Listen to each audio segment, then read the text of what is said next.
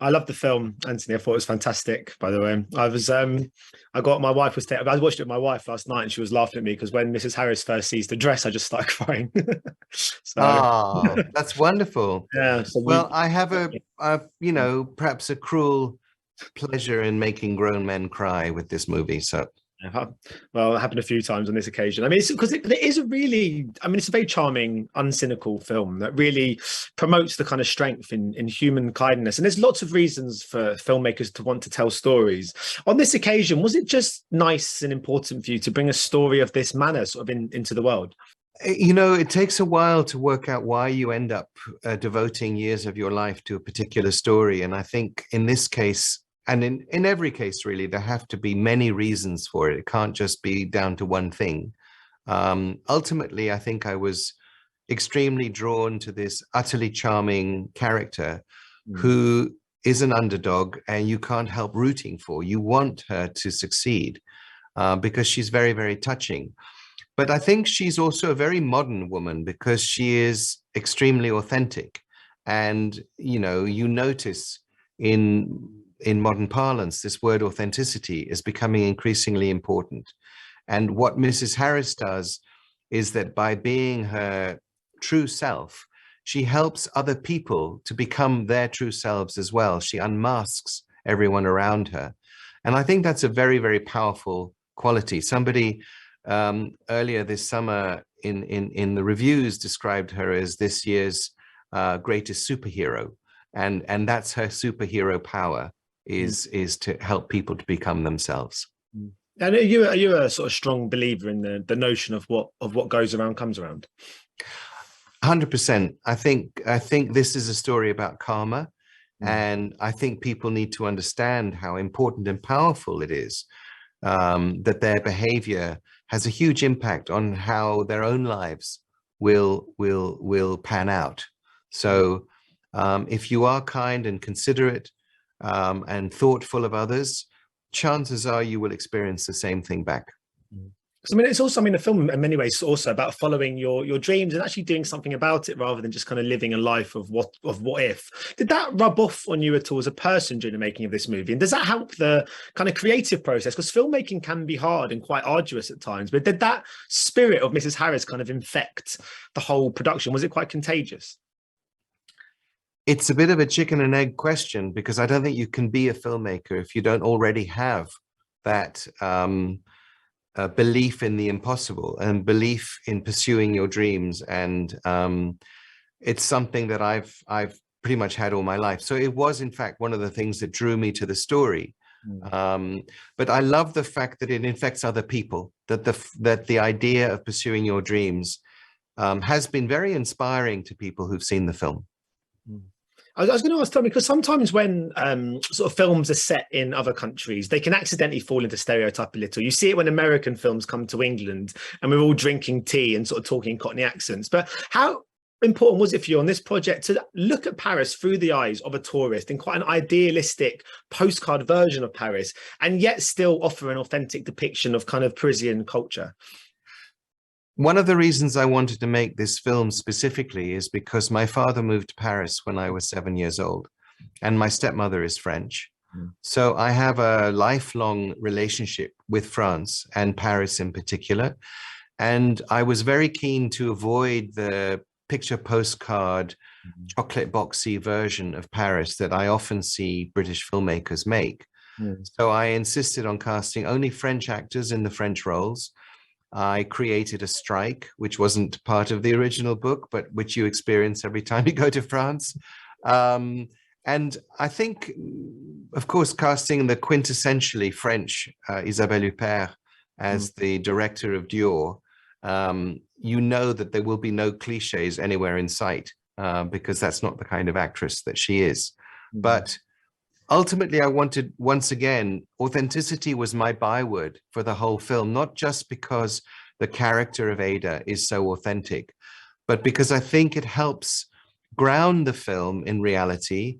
It is a fairy tale, but it's magic realism. So you have to have an equal measure of magic and realism. And part of that is about doing justice to the real locations.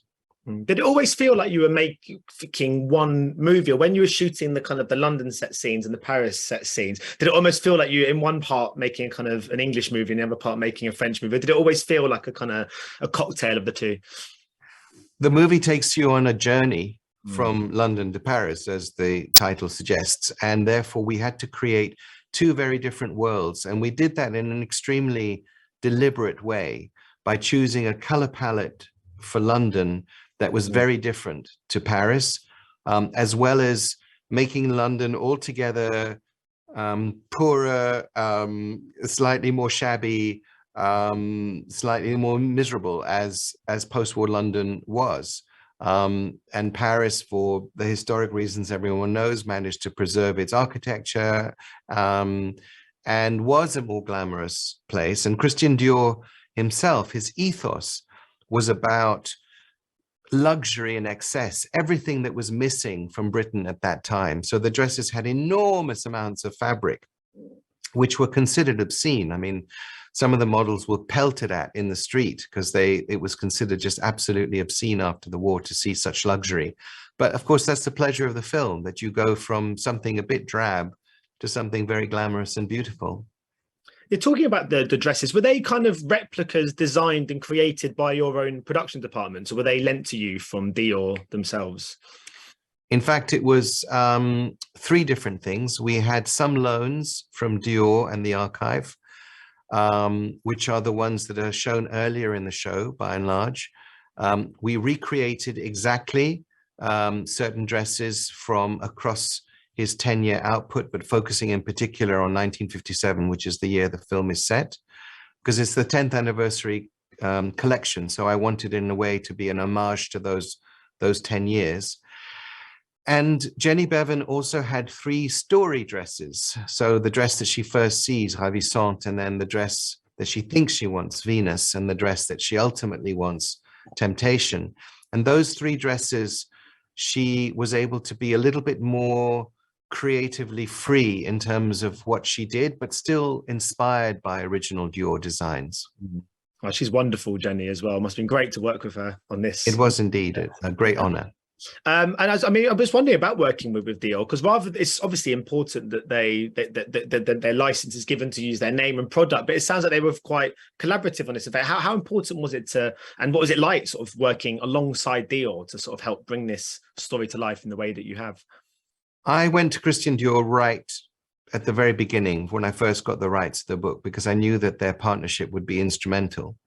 And it was an interesting relationship because on one level, we're dealing with their history and their heritage, of which they are enormously proud, and they've created now a little gallery stroke museum within the Avenue Montaigne, where the house first began and where they still make the couture in the atelier. So they have huge pride in their history, and we were telling essentially something of a love letter to the original House of Dior. So that appealed to them a lot. On the other hand, when we went to them, they didn't know who would be involved or what the level of the production would be. So they had a little bit of suspicion about whether we would be able to match the quality of their brand with the quality of the film. But once Lesley Manville, Isabelle Huppert, Lambert Wilson, Jenny Bevan were involved, I think they were reassured that the quality of the film would be equal to their brand. And finally, they were extraordinarily discreet, because they felt it would be damaging to the film to seem too much like an advert for Christian Dior. And in these days of sponsored content, it's sort of embarrassing when you see Coca-Cola cans or whatever brand deliberately placed product placement for money purposes. So they didn't put any money into the film, but they helped us enormously in terms of creating something that was absolutely accurate, both with access to their archives for the dresses and their architectural drawings for the interior of Dior, which we recreated faithfully. Yeah. If they wanted any sort of encouragement about the quality of the film. The second you say Isabelle Huppert, it's fine. It'll be good. But my sort of final question then, really, I mean, there is another Mrs. Harris story out there when she goes to New York. Have you had any interest in perhaps revisiting this world again one day? Or as far as you're concerned, is this just your one solo offering for this character? Well, there are 3 more books, in fact. New York, Member of Parliament, and Moscow. And she's such a lovely character. I am quite happy to carry on the journey with her through those other adventures. And I think there is an appetite for the Mrs. Harris franchise, again, as an antidote to the Marvel movies. So as long as the scripts are good and Lesley wants to carry on doing them, I think there'll be a very strong incentive to carry on working on those films. Wonderful. Brilliant. Well, thank you so much for your time, Sam. Best of luck with the release of the movie. Thank you. Cheers. Thank you. Ladies and gentlemen, you're watching Hey You Guys! Hey You Guys, huh? Hey, you guys. Is that from the Goonies? It is indeed, yes. Nice. Hey, you guys!